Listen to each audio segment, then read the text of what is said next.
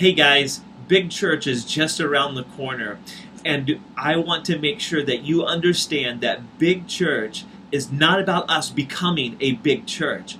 Big Church is about us understanding that there was a movement launched a couple of thousand years ago, all because of one single event: the death, the burial, and the resurrection of Jesus Christ. And because of that, the church was birthed, and that's the big church. And it's the church really is this big movement. The church is a movement that has been moving.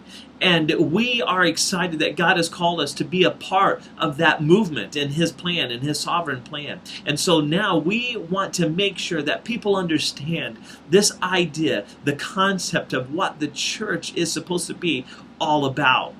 And that's what this 7-week study is going to be focused in on as we look at in the book of Acts. Now, we need your help. There are 58% of the people who attend our church are not connected in biblical community.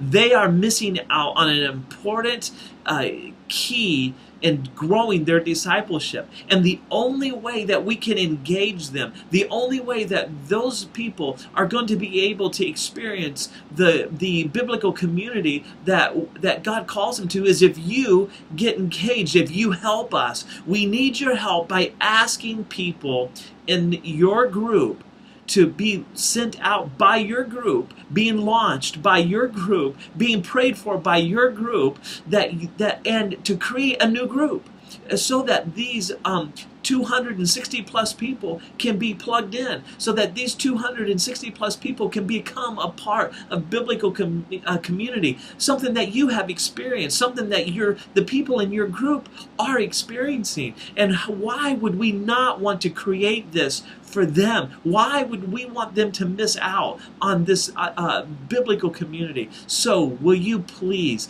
make some personal asks? Will you ask people in your group to be able to go out and for the next 7 weeks help lead these groups?